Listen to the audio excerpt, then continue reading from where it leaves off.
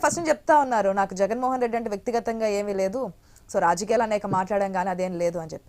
So Jaganmohan Reddy చేసినటువంటి request లేదంటే లెటర్పై స్పందించి మాట్లాడి ఏదైనా ఒక నిర్ణయం తీసుకునే అవకాశం కనిపిస్తుందా? ఆ లెటర్ గురించి మీ అభిప్రాయం ఏంటి? డెఫినెట్ గా అండి. అంటే మీరు ఇందాక అన్నది కూడా కరెక్ట్. ప్రజలు, ఆంధ్రప్రదేశ్ రాష్ట్ర ప్రజలు, అదేవిధంగా చంద్రబాబు నాయుడు గారు, నరేంద్ర మోదీ గారు కూడా బలంగా నమ్మిన వ్యక్తి ఒకే ఒకరు ఈ రోజు పవన్ కళ్యాణ్ గారండి. ప్రజలందరూ కూడా పవన్ కళ్యాణ్ గారు పిలుపు మేరకు కూటమికి చాలా బ్రహ్మరథం పట్టి అత్యధిక మెజార్టీలతో 164 ఎమ్మెల్యేలను ఈ రోజు గెలిపించడంలో పవన్ కళ్యాణ్ గారు కీలక పాత్ర పోషించారు. మన గతంలో కూడా చెప్పుకున్నాం.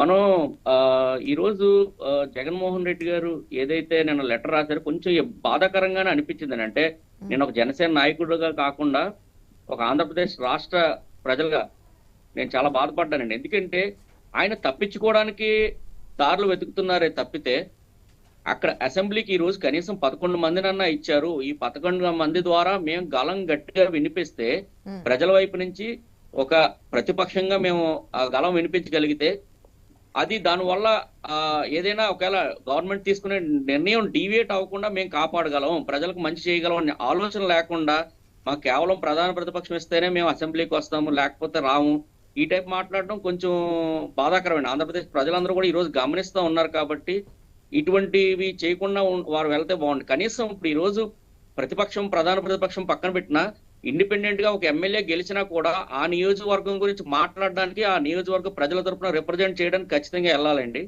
సో ఇంకొకటి మీరు ఇందాక అన్నారు మన పవన్ కళ్యాణ్ గారు డెఫినెట్ గా దీని మీద తీసుకుంటారండి. కళ్యాణ్ గారు ఎందుకు నరేంద్ర మోడీ గారు అదేవిధంగా చంద్రబాబు నాయుడు గారు అట్మోస్ట్ ఇంపార్టెంట్ కళ్యాణ్ గారికి ఇస్తున్నారంటే ఆయన వ్యక్తిత్వం అండి. ఎప్పుడు కూడా ఆయన రాజకీయ పరంగానే చూస్తాడే తప్పితే ఎప్పుడు కూడా వ్యక్తిగతంగా వెళ్ళడండి. ఈరోజు జగన్మోహన్ రెడ్డి గారు కూడా ఆయన చేసే విధానం మీద మేము గత 5 సంవత్సరాలుగా ఫైట్ చేసి ఈ రోజు ప్రభుత్వాన్ని దింపి మా ప్రభుత్వం కూటమి ప్రభుత్వాన్ని ఏర్పాటు చేయడానికి పవన్ కళ్యాణ్ గారు ప్రయత్నం చేస్తారు. అది కేవలం రాజకీయ పరంగా తప్పితే ఏ రోజు కూడా వ్యక్తిగతంగా మాట్లాడారు. పవన్ కళ్యాణ్ గారిని వ్యక్తిగతంగా అనేక పర్యాయాలు అనేక మంత్రులు, సాక్షాత్తు ఆ రోజు ముఖ్యమంత్రిగా ఉన్న జగన్మోహన్ రెడ్డి గారు కూడా వ్యక్తిగత దోషాలు చేసినా కూడా ఆయన రాజకీయ పరంగానే దాన్ని ఎదుర్కొన్నారే తప్పితే వ్యక్తిగతంగా ఎప్పుడు కూడా మాట్లాడలేని పరిస్థితి కూడా గత 5 సంవత్సరాల్లో చూసాం. ఖచ్చితంగా ఇప్పటికైనా సరే జగన్మోహన్ రెడ్డి గారు ఒకవేళ ఆయన ఒక్కనే గెలిచినా కూడా ఆయన ధైర్యంగా వెళ్ళి అసెంబ్లీలో గలం ఇప్పించాలి తప్పితే ఇటువంటి లేఖలు అవి రాసి ఆయన హుందాతరాన్ని దింపుకోకూడదండి. ఇంకొకటి అంటే నేను గత 5 సంవత్సరాలుగా కూడా రాజకీయాలను దగ్గరగా అబ్జర్వ్ చేస్తున్నాను. వైఎస్ఆర్సీపీ నాయకులు అదేవిధంగా జగన్మోహన్ రెడ్డి గారు కూడా ఏదైతే అధికారాన్ని ప్రజలు ఇచ్చారో దాన్ని అలంకారం కింద భావిస్తున్నారో తప్పితే బాధ్యతను తీసుకోలేదండి.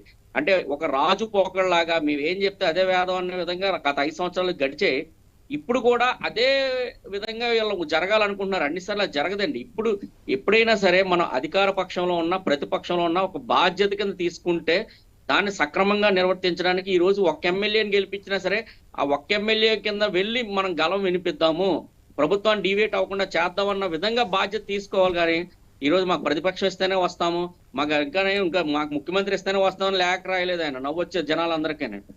సో ఇవన్నీ కూడా తప్పుడు ఆలోచనలు కాబట్టి ఆయన ఏంటంటే నాకు తెలిసి పోస్ట్ ట్రామాటిక్ స్ట్రెస్ డిజార్డర్ అంటే నాకు తెలిసి ఎలక్షన్ లో విపరీతమైన అనుకోని ఓటమి వచ్చింది వాళ్ళకి, దానివల్ల స్ట్రెస్ వల్ల ఇటువంటి లేఖలు రాస్తున్నారు. నాకు తెలిసి దీని మీద ఆయన ఒకసారి వాళ్ళ ఎవరైతే కీ పర్సన్స్ ఉన్నారో వాళ్ళ పార్టీ ముఖ్య నాయకులందరితో కూడా చర్చించుకుని ఏ విధంగా ముందుకెళ్దాం, ప్రజల సమస్యలను ఏ విధంగా మనం అసెంబ్లీలో వినిపిద్దామని చెప్పేసి దాని మీద వాళ్ళ నిర్ణయాలు తీసుకోవాలని, అదేవిధంగా పవన్ కళ్యాణ్ గారు కూడా ఇవన్నీ కూడా గమనిస్తూ ఉంటారు. చంద్రబాబు నాయుడు గారు కూడా చాలా హుందాతనంగా బిహేవ్ చేస్తారు కాబట్టి వీరికి ఖచ్చితంగా మాట్లాడే అవకాశాన్ని ఖచ్చితంగా స్పీకర్ గారు ఇస్తారు. స్పీకర్ గారు చంద్రబాబు నాయుడు గారు ఖచ్చితంగా ఇస్తారు కాబట్టి వాళ్ళు వచ్చిన అవకాశాన్ని ప్రజలు వాళ్ళకి ఇచ్చిన అవకాశాన్ని వినియోగించుకోవాలని మేము చెప్తున్నాం. పవన్ కళ్యాణ్ గారు కూడా దీని మీద చొరవ తీసుకుంటారని ఖచ్చితంగా.